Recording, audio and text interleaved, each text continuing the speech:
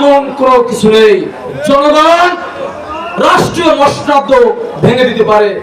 আজকে কিছু স্বার্থান্বেষী মব বরগুনা শহরের যারা রাজনীতিবিদ, তারা বিভিন্ন কৌশলে মানুষের কাছ থেকে ভোট নিয়ে তারা আরাম আয়েশে জীবন যাপন করতে চায়। কবির সাহেব ৬ নং বুরুচর ইউনিয়নের চেয়ারম্যান বলেছেন ১০টার পরে একজন চেয়ারম্যানের কাজ কি? আসলে উনি নবাগত চেয়ারম্যান, এই জন্য উনি জানেন না একজন জনপ্রতিনিধির কাজ কি।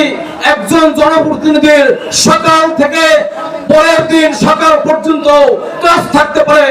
চাই শাহিন ভাই ২০০১ সালে যখন বরগুনার কিছু সংখ্যক আওয়ামী লীগ নেতা বিদ্রোহ করে, তখন মন্নান চাচা কিন্তু জনতা জনাব দুলার হোসেনের পক্ষে সর্বোচ্চ ভূমিকা নিয়েছিলেন। তখন আপনি তারই সন্তান, আপনি কিন্তু তার অবাধ্য ছিলেন। আজকে আমি বলতে চাই আপনি একটি অবাধ্য সন্তান, আপনি আপনার বাবাকে সম্মান দেন নাই।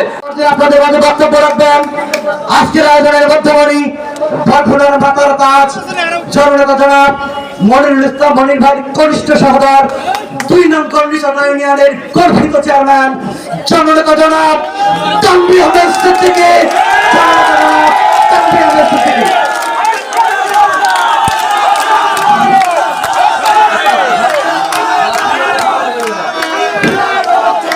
সকল প্রশংসা মহান সৃষ্টিকর্তা।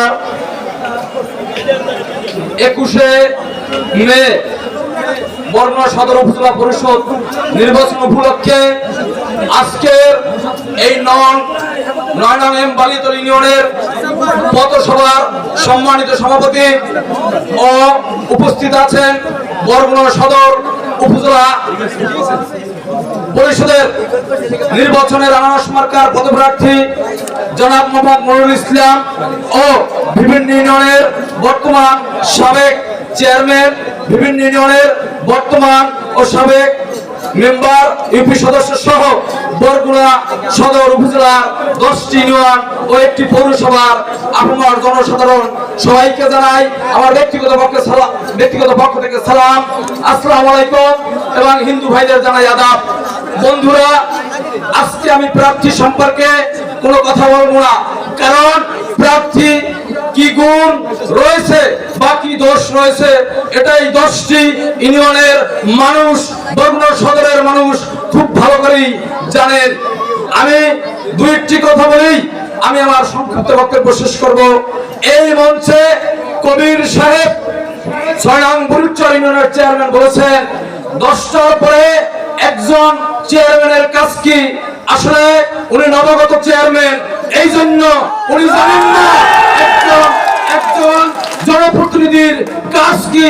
একজন জনপ্রতিনিধির সকাল থেকে পরের দিন সকাল পর্যন্ত কাজ থাকতে পারে, কারণ তারা কোনো সরকারি চাকরিজীবী নয়, তারা জনগণের ম্যান্ডেট নিয়ে 5 বছরের জন্য নির্বাচিত হয়। এই কারণেই জনগণের যেখানেই সমস্যা, যেখানেই দুর্দশা, সেখানেই একজন জনপ্রতিনিধিকে ছুটে যেতে হয়। আসুন আপনারা এই প্রার্থীর কাছ থেকে জানুন জনসভা কাকে বলে এবং কত প্রকার। আরেকটি কথা বলে আমি আমার কথা শেষ করব। আজকে ঘোড়ামার্কার প্রার্থী এই মঞ্চে মোহাম্মদ শাহিন সাহেব বলেছেন যে উপজেলা পরিষদে 2-1 জন কিছু ক্রিটিক্যাল লোক ওই উপজেলায় ঘোরাফেরা করতে।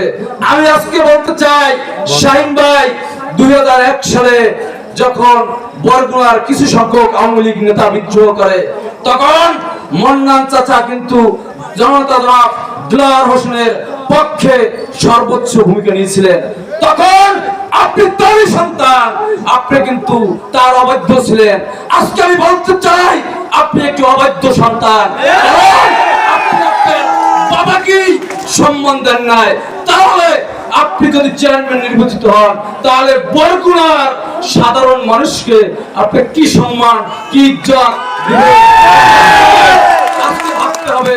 আরেকটি বিষয় বলে আমি শেষ করব, কারণ আজকে কিছু স্বার্থান্বেষী মব বরগুনা শহরের যারা রাজনীতিবিদ, তারা বিভিন্ন বিভিন্ন কৌশলে মানুষের কাছ থেকে ভোট নিয়ে তারা আরাম আয়েশে জীবন যাপন করতে চায়। আজকে আমি বলতে চাই, এই বরগুনা সদরের সকল আপনার জনসাধারণের খেটে খাওয়া মানুষকে উদাত্ত আহ্বান জানাতে চাই, এই মনিরুল ইসলাম একজন জনপ্রতিনিধির কি কাজ সেটি সকল বরগুনার জনপ্রতিনিধিকে শিখিয়েছে। আজকে এই কারণে আজকে তারা উঠে পড়ে লেগেছে, একে যে কোনো মূল্যে হারাতে হবে। কিন্তু বন্ধুরা, আপনারা ভুলে যাইয়েন না, জনগণের শক্তি সবচেয়ে বড় শক্তি। অতএব জনগণ পারে না এমন কোনো কিছু নেই। জনগণ রাষ্ট্রীয় মসনদ ভেঙে দিতে পারে। তার দৃষ্টান্ত কিন্তু কিছুদিন আগে শ্রীলঙ্কায় দেখেছেন। রাষ্ট্রপতির মসনদ পর্যন্ত সাধারণ মানুষ ভেঙে চুরে চুরমার করে ফেলেছে। অতএব আর নয়, এখন সবাই এসেছে জনগণের ভোট দিয়ে 21 তারিখে আনারস মার্কাকে বিজয়ী করে এই বরগুনায় আবার প্রতিষ্ঠিত করতে হবে, যে এবং শিখিয়ে দিতে হবে জনগণের যে পক্ষে থাকে, জনগণের সুখ দুঃখে যিনি থাকেন তিনি হচ্ছেন জনপ্রতিনিধি। এর বাইরে অন্য কোনো কথা থাকতে পারে না। কারো কথায় বরগুনা সদর উপজেলার সাধারণ মানুষ চেনে না, জানে না, চিনতে পারে না, এই আশাবাদ ব্যক্ত করে। এবং 21 তারিখ আপনারা আপনাদের ভোট দিয়ে আনারস মার্কাকে বিজয়ী করবেন।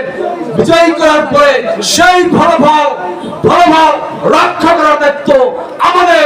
এই বলে আমি আমার সংক্ষিপ্ত বক্তব্য এখানেই শেষ করছি। বাংলাদেশ চিরঞ্জীব। প্রিয় বন্ধুগণ, এখন